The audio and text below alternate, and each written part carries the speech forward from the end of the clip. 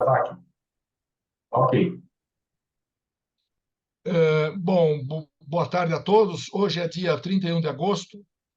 Nós estamos no final desta tarde de quinta-feira, reunido com o grupo de pesquisa que trata das questões relacionadas à LGPD e o impacto nas relações de trabalho. E estamos conversando um pouco sobre a nossa próxima obra, que vai tratar sobre a questão da prova digital. Na verdade, o nosso principal ponto de referência no grupo de pesquisa é sempre discutirmos questões que se relacionam com os dados, a proteção dos dados pessoais, e já fizemos nessa área duas obras, uma tratando especificamente do direito digital, já foi publicada, e agora, mais recentemente, a obra sobre privacidade, que está em fase final de publicação pela editora Paixão de Porto Alegre. Já está disponível na Amazon, em e-book, e está saindo a edição impressa.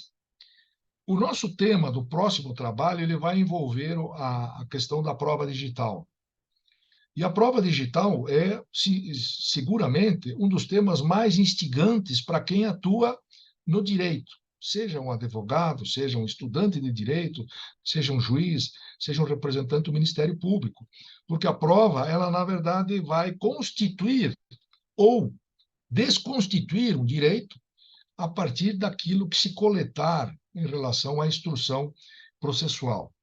E nesta constituição do livro sobre prova digital, nós imaginamos inicialmente três grandes grupos de questões para analisarmos. A primeira parte seria tratarmos sobre o problema da verdade processual e a importância da linguagem na instrução probatória.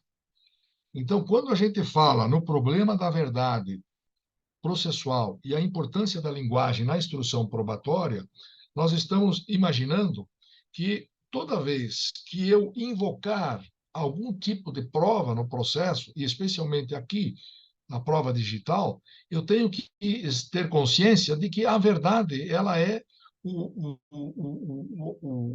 canal, o caminho a ser observado.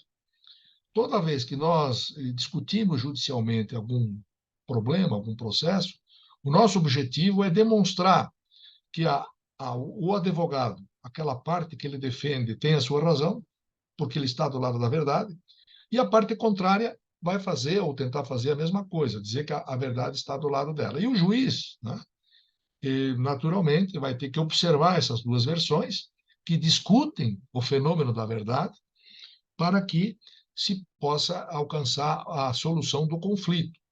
E aí, quando a gente está falando aqui o problema da verdade processual e a importância da linguagem na instrução probatória, a gente deve lembrar que os grandes filósofos da comunicação, né, entre eles o Wittgenstein, o Gadamer, todos esses grandes personagens filosóficos do direito, eles sempre nos trazem algumas noções de que nós somos aquilo que a linguagem nos diz. Mesmo nesse mundo digital, onde tudo está sendo transformado em imagem, né? E, às vezes uma imagem que pode ser deturpada, nós temos que observar que a linguagem é fundamental ainda no direito. Por isso, essa primeira parte, tratando do problema da verdade e o problema da linguagem. Como essa linguagem pode atingir a todos nós, que somos operadores do direito, por intermédio de uma construção de uma verdade simbólica, mas uma verdade também que tenha consistência na realidade. Numa segunda parte, a gente imagina que possamos falar sobre a questão do ônus, o ônus dinâmico da prova e as provas em espécie. Então, nós todos sabemos que não só no direito do trabalho, mas em outras áreas do direito, há sempre uma preocupação com quem tem, né, a responsabilidade, o ônus de demonstrar a existência de um determinado direito. Tradicionalmente, se pensa que, normalmente, é o autor que deve fazer a prova. No direito do trabalho, nós construímos uma teoria muito antiga de que se o trabalhador vem a juízo e diz que trabalhava sob o vínculo de empregos, trabalhava sob a forma da relação de emprego, E a empresa vem e não desconstitui essa afirmação, né? Não demonstra que o tipo de trabalho desenvolvido foi diferente da relação de emprego, ele praticamente está aceitando aquela demonstração feita pela inicial, ou pelo menos, né, está construindo uma verdade que o juiz pode reconhecer para efeito de reconhecer a relação de emprego. A gente observa nos casos do Uber, que hoje são um grande tema de discussão na Justiça do Trabalho, que os empregados ou os trabalhadores das plataformas dos motoristas do Uber, eles vêm a juiz e dizem: eu era empregado, eu trabalhava, tinha subordinação, eu tinha pessoalidade, eu ganhava, eu era remunerado e eu trabalhava como não eventual. Aí a empresa vem e diz que não, que ele trabalhava sob a forma de autonomia. E que fenômeno aconteceu aí no primeiro caso que o TST julgou sobre o Uber, favoravelmente aos trabalhadores? É que o ministro Maurício Godinho Delgado ele trabalhou na ideia da subordinação algorítmica, porque nós estamos acostumados a lidar com uma coisa que é visível, né? É o empregador, o preposto, nos mandando, nos dando ordens, né? Então, o trabalhador vai recebendo as ordens, vai tendo funções a cumprir dentro da empresa. O que o ministro Maurício Godinho Delgado falou na paz do Uber é que se estava pensando numa outra dimensão. A subordinação não era de uma pessoa humana, era uma subordinação algorítmica, determinada por um conjunto de mecanismos da informática que faziam com que todo aquele trabalho feito por este trabalhador de plataforma fosse pesquisado, fosse verificado, fosse demandado, né? Então, não há aí vínculo direto com os seres humanos. Não há alguém que telefone para o motorista e diga alguma coisa, não há alguém que faça o pagamento e diga: olha, você vai receber tanto o mês que vem. Tudo é controlado pelos algoritmos. E que tipo de controle tem? Quantas corridas foram feitas? Se ele recusou corridas ou não recusou? Tá? Se há reclamações em relação ao trabalho dele. Então, naquele momento, se reconheceu o vínculo, dizendo que esse trabalhador do Uber era empregado. Só que tem um problema. Existem também muitas decisões, inclusive no TST, que dizem que não há aí subordinação, né? E que o trabalhador tem toda a possibilidade de cumprir ou não cumprir horário, fazer o trabalho ou não fazer, enfim, há toda uma discussão em torno desse assunto. Mas o que pode ser decisivo, o que poderia ser decisivo sempre, seria se a gente pudesse entrar no código-fonte e, pelos algoritmos, sabermos a vida daquele trabalhador, o que ela representou no Uber. Quanto tempo ele trabalhou, que horário ele fez, quais foram as solicitações que ele recebeu, quais foram as solicitações que foram determinadas pela empresa, né? E isto dificilmente aparece nos autos. Então, talvez fosse uma prova indispensável para que a gente pudesse saber exatamente se há ou não relação de emprego. Na vida real, me parece, e vocês todos acompanham isso, que a política parece que está encaminhando para uma solução de uma parasubordinação, né? Para que o trabalhador do Uber não fique na chuva, né? Que se encontre uma situação intermediária, nem autônomo nem empregado, uma solução intermediária que ele possa ter algum tipo de proteção, mas que eventualmente não tenha a mesma proteção do trabalhador. Não sei como acabará esta discussão, mas as propostas já estão sendo encaminhadas e isso talvez ainda seja votado este ano pelo Congresso Nacional. Então, nessa segunda parte do nosso livro, sobre a prova digital, nós vamos falar sobre o ônus dinâmico da prova e as provas em espécie. E aí nós vamos tratar de dois tipos de provas que são muito comuns e importantes no direito do trabalho e também nas outras áreas: a prova testemunhal e a prova documental. A prova testemunhal, ela é uma prova que tem um desafio importantíssimo, porque ela vem sendo produzida em rede. Então, a prova testemunhal, hoje, por exemplo, a gente pode produzir a prova testemunhal em audiências telepresenciais, que é uma prova que demanda o uso da tecnologia. Nós podemos utilizar a prova testemunhal através das gravações de WhatsApp, de gravações pelo celular. Então, nós temos aí um mundo novo que nos conduz a uma outra interpretação do direito, que é uma prova testemunhal, que não é só aquela colhida presencialmente com o juiz em audiência. Ela pode vir de outros meios, através da tecnologia. Nós estamos vendo um fenômeno que está acontecendo no Brasil e no mundo, que são os militares carregando aquela câmera, né? Aquela câmera para fazer as gravações enquanto eles estão atuando. Há uma discussão imensa sobre isso, se pode, não pode, se deve, se não deve. Mas o fato é que o que se sente neste caso é que é uma prova que confirma o procedimento do militar e, ao mesmo tempo, confirma se houve excessos na sua atuação.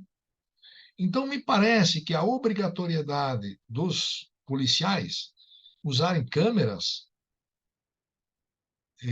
corporais e pode ser um instrumento importantíssimo no sentido de esclarecer se de fato há abusos, se não há abusos, né?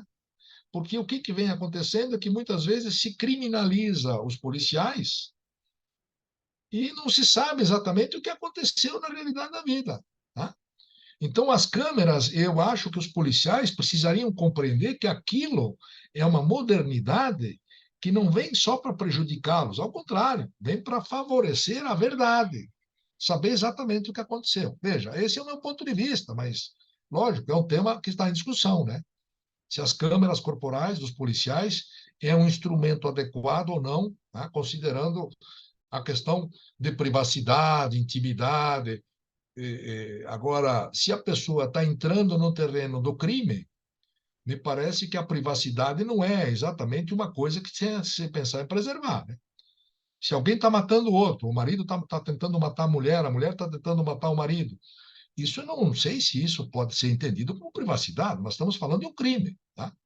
Quer dizer, a intervenção imediata do policial pode significar a vida ou a morte de uma pessoa, tá? E, juntamente com a prova testemunhal, nós temos a prova documental, né? Os novos meios de prova, tá? Eu, aqui na Ânima, 99%, acho talvez 100% dos documentos, é tudo assinado pelo sistema digital. Eu não assino mais documento pessoalmente, né? Porque eles já não têm mais isso. Eles têm lá milhares de alunos e professores, então, na verdade, com eles é tudo digital. E, lógico, aí depois pode haver uma discussão se a pessoa assinou, não assinou, se houve fraude nessa assinatura. Estou falando aqui num exemplo, né, hipotético, que depois vai se tentar verificar isso, tá? E a prova documental, ela, quando nós começamos no direito, veja, eu me formei há já algum tempo, né, professor Aurélio Miguel? Falei isso lá em Florianópolis, até fiz a pergunta. Se alguém aqui se formou antes de 1977, levante a mão. E eu fiquei falando sozinho, porque ninguém tinha se formado antes de 77, nem os ministros do TST tinham se formado antes. Então, eu sou um pterodáctilo analógico, que estou aqui tentando me instruir um pouco sobre a questão digital, né? E a prova documental, na verdade, é a grande referência que a gente sempre teve, né? Tudo era por documento. Bom, se está no documento, vale mais. E a gente sabe que não é bem assim, porque o documento também pode ser fraudado, né? A assinatura pode ser fraudada, o documento pode ser assinado em branco. O professor Aurélio Miguel, que é um advogado já também bastante experiente, sabe disso, né? O documento pode ser assinado em branco, tá? Se assina o documento, você está preenchido. Se bem que hoje, com as mudanças do sistema digital, isso pode ter outra conotação, né? Então, nós temos aí a segunda parte, né, que é essa parte do ônus dinâmico da prova, a prova documental e a prova testemunhal, e a terceira parte do livro, que imaginei, junto com os nossos professores que devem coordenar o nosso livro, né, que é o professor Marco Antônio César Villatore, da UFSC, da Universidade Federal de Santa Catarina, da professora Silvana Mandalosso, da Universidade Estadual de Ponta Grossa, do professor Maurício Godinho Delgado, da Universidade de Brasília, da UEDF, né, na Faculdade do PPGD de Brasília, e a filha dele, Gabriela, que é da Universidade de Brasília. Por que eu imaginei colocar essas pessoas que a gente está conversando para ter os professores? Porque daí, se eu tenho professores de outros estados, de PPGDs, o peso que essa obra tem no Lattes de vocês vai ser muito diferente, tá? Então, o que a gente quer, na verdade, é que o livro ele seja um motor poderoso de valorização dos artigos que cada um escreve, tá? Veja, para o professor Maurício Godinho Delgado, isso não é uma coisa tão relevante assim, porque ele é um homem que já tem, a edição do livro dele está na 20ª edição, né? Mas veja, para nós a presença dele é importante, como é o caso da filha dele, a Gabriela, como é a do professor Vilatore, né? E depois, na coordenação, nós vamos colocar o nosso pessoal para ajudar a fazer, a organizar o livro, né? Para que a gente possa ter ele em condições de publicação o mais breve possível. E a terceira parte, então, e a parte final do livro, a instrução probatória no panorama do diálogo processual entre as provas analógica e digital. A instrução probatória no panorama do diálogo processual entre as provas analógica e digital. Veja, se eu falo em prova digital, eu tenho que necessariamente saber o que acontece na instrução. É que quando em juízo há o confronto das provas, né, e há o reconhecimento da existência correta das provas ou não. Tá? Então, por exemplo, uma vez apresentada uma prova determinada em juízo, essa prova sofre uma perícia, e essa perícia desconstitui aquele documento.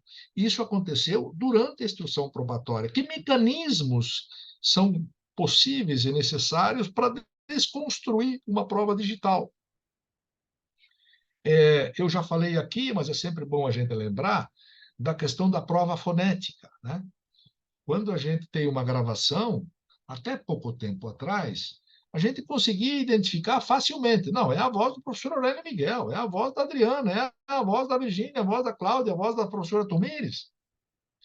Hoje, isso pode ser, digamos, fraudado, no sentido de que o sistema da inteligência artificial pode recriar a voz de alguém que é muito parecido, mas não é igual, né? Então, eu descobri, já falei aqui também, que em Porto Alegre, no TRT4, existe um setor de perícia fazendo a verificação da questão fonética, para confirmar se a voz é daquela pessoa ou não. A gente sempre esquece de falar isso, mas a voz, né, a imagem, são elementos personalíssimos, fundamentais, e que não há ninguém que tenha igual, né? Nenhuma imagem é igual a outra pessoa, mesmo que sejam gêmeos, podem ser parecidos, mas têm diferenças, e ainda assim a questão da voz, né? E possivelmente esse será um dos ingredientes muito poderosos na questão da prova no futuro. Então, nossa obra, professor Aurélio Miguel, Adriana, professora Virgínia, Cláudia e Tomires, o nosso livro, ele procura dar essa dimensão da importância da prova e traduzindo nessas três partes exemplos que a jurisprudência nacional vem nos trazendo, decisões da Justiça do Trabalho, eventualmente decisões da Justiça Estadual e, eventualmente, decisões da Justiça Federal. Porque aí o que nos interessa saber é como esse tipo de prova foi reconhecido ou não pela Justiça. E parece-me que esse é um trabalho importante de pesquisa que o grupo deve fazer, né, no sentido de traduzir o máximo possível a relevância, o valor, a importância da prova digital para os operadores do direito. Não sei se gostariam de perguntar alguma coisa, veja, eu tentei ser o sucinto aqui, porque estamos, digamos assim, fazendo uma experiência gravada aqui do nosso encontro, né? E é a primeira experiência, né? É sempre a primeira experiência, professor Aurélio. Uma vez o professor Aurélio Miguel fez a primeira audiência, uma vez o professor Miguel fez o primeiro recurso, né? Então, estamos assim, fazendo a primeira experiência aqui da gravação do nosso grupo de pesquisa e tentando ser o mais claro possível para que outras pessoas, eventualmente, possam nos acompanhar. Digamos, deixamos aqui a palavra livre para se alguém quiser fazer alguma pergunta, mas a ideia é traduzir o nosso grupo, né? Um desafio, um repto, de fazer novamente um livro E, como sempre diz o nosso professor Aurélio Miguel, eu sempre menciono ele porque ele é, digamos assim, um defensor do livro impresso, não só um defensor, como um grande é, entusiasta, da divulgação da obra impressa.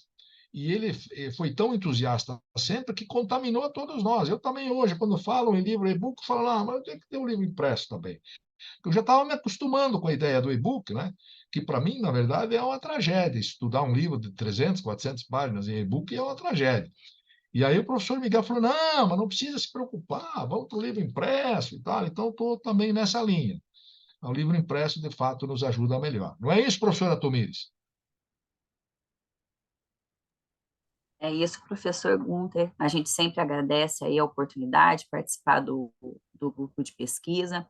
E agora, com um novo desafio, né? Terminamos um, né? Como o professor comentou, né? Publicou o e-book do livro da questão de direito à privacidade, a Lei Geral de Proteção de Dados, já está na Amazon, para quem quiser adquirir de forma virtual. Depois vamos lançar também, como o professor já anunciou, de forma presencial, livro físico também, prestigiando, conforme o professor Aurélio Miguel sempre ajuda aí nos eventos.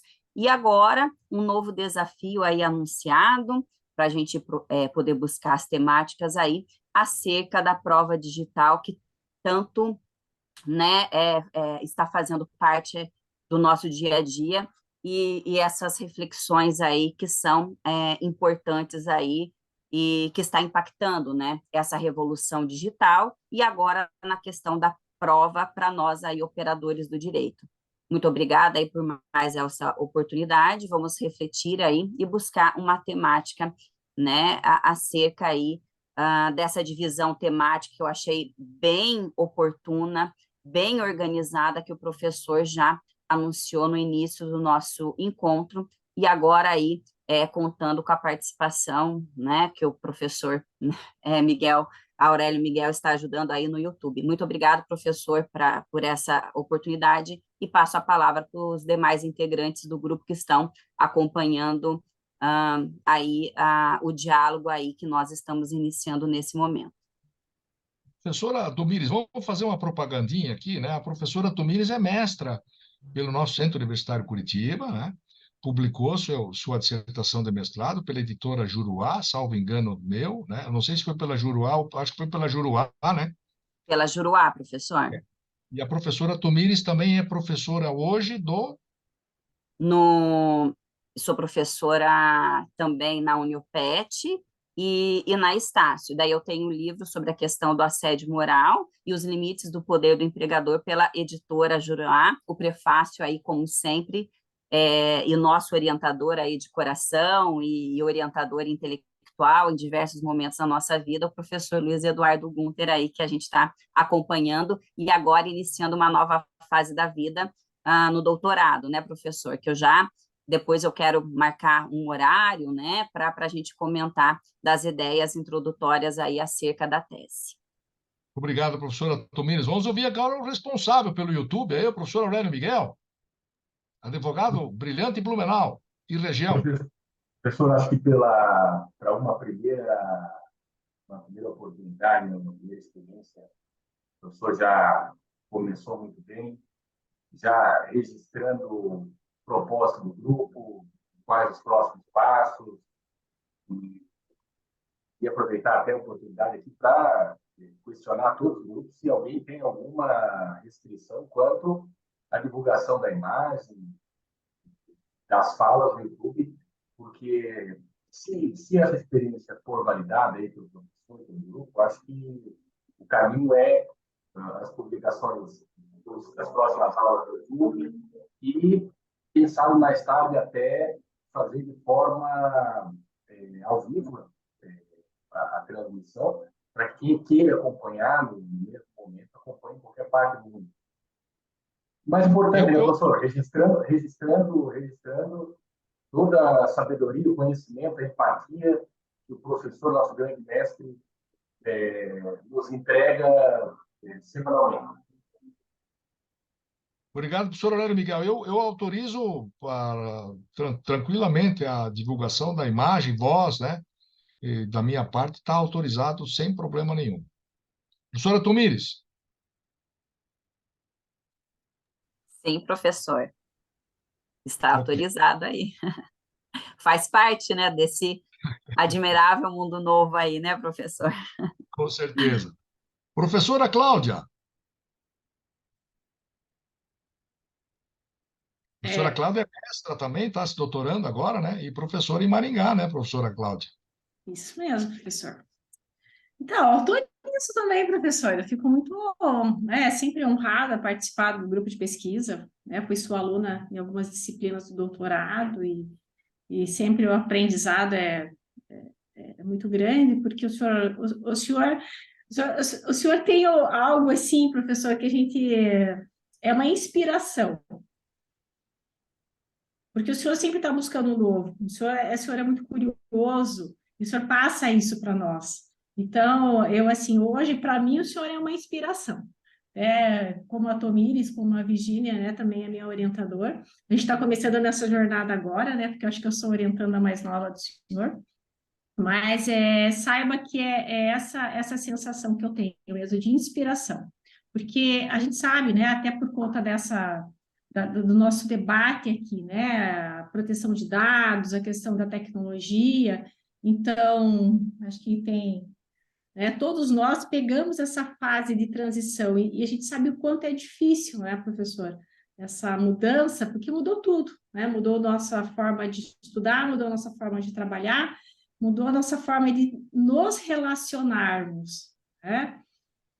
Então, você conseguir entender isso, enfrentar, porque assim, hoje, eu lembro que até o senhor vai lembrar disso também, quando começaram essas novidades dentro da nossa área, o quanto houveram resistências, né? Quantos profissionais, não quero, essa mudança não vai ser boa, processo eletrônico e outras coisas mais.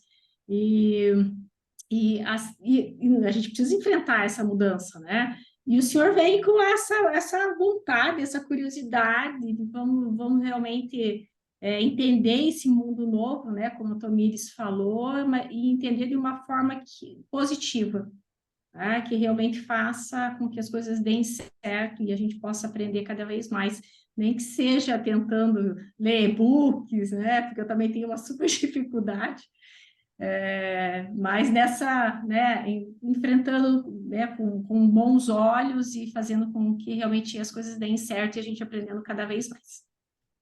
Obrigado, professora Cláudia. Eu acho que aqui a única que não tem mestrado, eu acho que é a Adriana, mas já está, digamos, só de ouvir o pessoal falar, acho que você já está quase mestra, ô Adriana.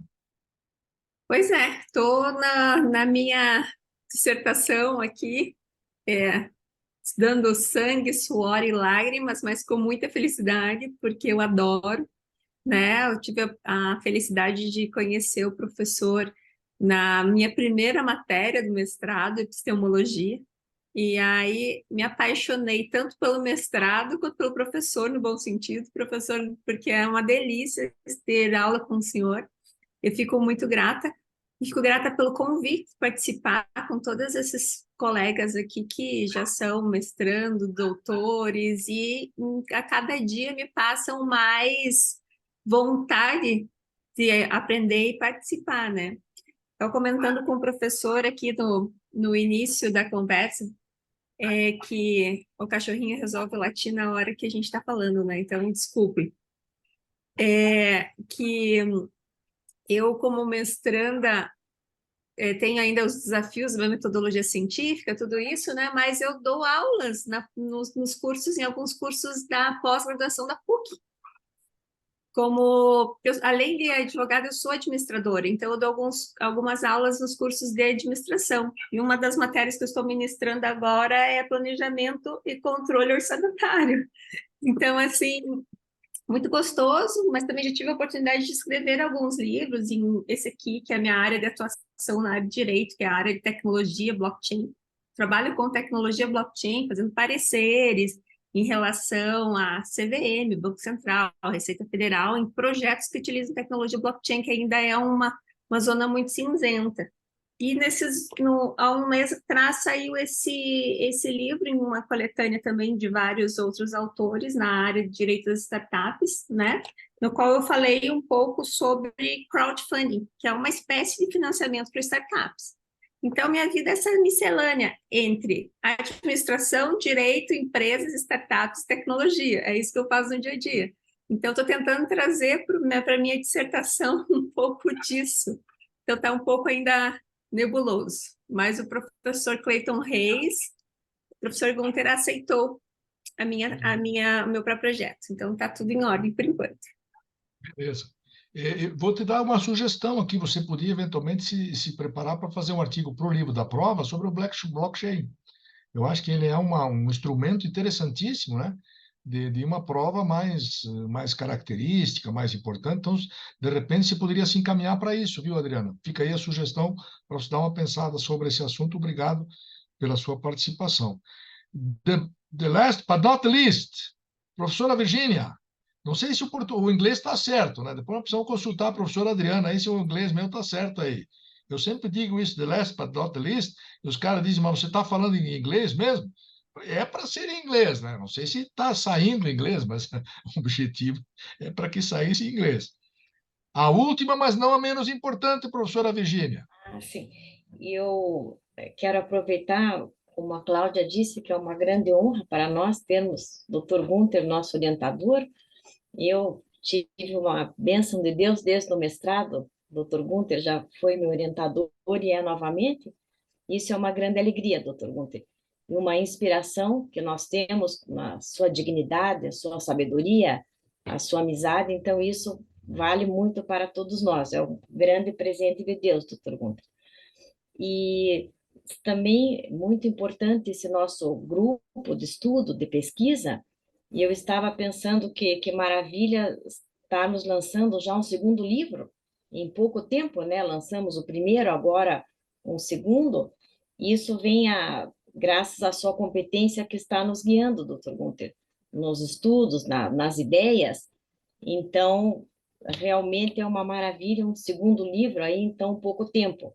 Significa que estamos avançando em nossos estudos, nossos conhecimentos, e guiados por um grande professor, uma grande pessoa, que é o Dr. Gunter. E eu me lembrei que tem uma citação de Platão, Dr. Gunter, que diz que o corpo humano é a carruagem, o homem que a conduz, o pensamento as rédeas e os sentimentos os cavalos.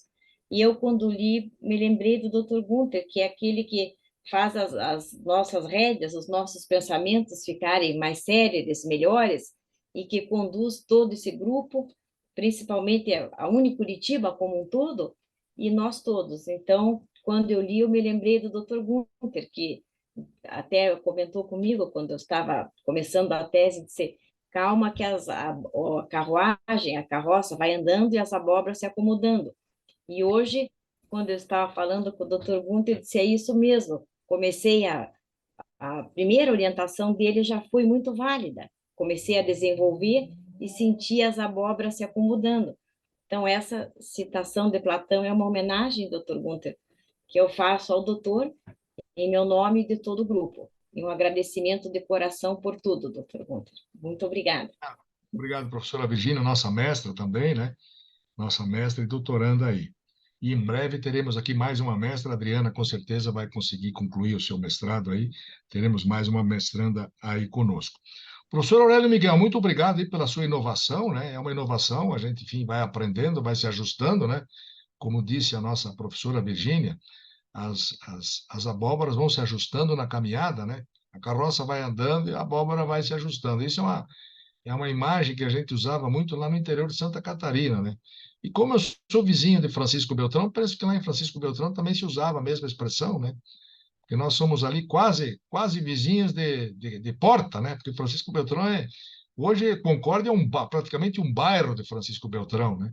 Porque Francisco Beltrão é uma cidade hoje muito evoluída industrialmente, então a gente é vizinho lá e a Adriana já está em Curitiba, mas continua com as raízes lá na cidade de Francisco Beltrão, né? Então, professor Aurélio Miguel, fica aí o nosso agradecimento e a todos, enfim, pela participação no nosso encontro de hoje, né? E a gente vai conversando, né? Ver como é que nós podemos fazer. Eu acho que é importante, eu não sei como é que está o seu livro, né? O seu livro eu ponho muita fé em termos de divulgação e de resultados editoriais, né? Porque é um tema pouquíssimo discutido, pouquíssimo eh, considerado como nós falamos, poucos juízes, inclusive, sabem o que significa isso. E o seu trabalho ele tem aí uma postura importante, né? E vamos eventualmente uma hora mandar depois lá um exemplar lá para nossa professora Flávia Piovesan, que é para Flávia Piovesan, não aquela lá de Porto Alegre, fiz a confusão lá, é a Flaviane, Flaviane lá de Porto Alegre, que foi uma das precursoras desses estudos relacionados à dano existencial com vínculo lá na Itália. Flaviane Rampazzo, salvo engano, que é o nome daquela professora. Minhas amigas e meu amigo professor Aurélio Miguel, estamos chegando aqui nas 18 horas, fizemos aí, enfim, essa primeira passagem aí pela gravação, vamos ver se está tudo certo, professor Aurélio Miguel, e continuamos aí ligados 24 horas, né, conversando com zap, telefone, e-mail, sempre que a gente precisar, estamos um aí ajudando o outro para conseguirmos conduzir o nosso trabalho. E, lógico, eu ficaria, professor Aurélio Miguel, professor André, o nosso tribunal ficaria muito contente se todos pudessem estar lá naquele nosso evento no dia 15, né, professor Aurélio Miguel? Que é um evento em que a gente vai poder se conversar, lá conhecer o tribunal, conhecer os juízes, né? E, naturalmente, a professora André e o professor Aurélio Miguel, o professor Marco Vilator, que são os responsáveis pelo livro, maravilhoso, viu, professor Aurélio? Eu li com calma, li muito bom, os autores são excelentes, né? E vou convidar também o professor Dalegrado para estar conosco lá no dia 15. Teremos um belo encontro. Mas ainda antes disso, eu tenho a vontade de nos encontrarmos a semana que vem. Eu penso que talvez teremos algum problema, porque dia quinta-feira, dia 7, é feriado, né? Mas, de qualquer forma, sempre tem alguém que não liga muito para feriado. Então, digamos, eu vou me colocar à disposição para a gente se encontrar na quarta-feira. Quem tiver já um feriado antecipado já na quarta-feira, né? Porque pode acontecer isso também. E aqui em Curitiba tem um agravante, né, professora Virgínia e professora Tumires, que dia 8 também é feriado. Então, é 7, 8, 9, 10. Quer dizer, isso não é um feriado, isso é aquilo que a gente chama de feriadão, né? Então, o pessoal já na quarta-feira, sabendo que quinta, sexta, sábado e domingo vai precisar trabalhar, na quarta-feira, depois do meio-dia, já vai tomar um chopp, né, professor Aurélio Miguel? Professor, eu vou pedir licença a todos para a gente encerrar a gravação aqui. E aí a gente segue com as mensagens, como é que se diz lá como é que se dizia lá na igrejinha antigamente, professor, quando o padre terminava a missa, e aí ele queria fazer me surgiu a palavra que as mensagens. O professor não lembra? Do padre? Paroquiais? Né? Paroquiais. Então, encerramos a gravação aqui.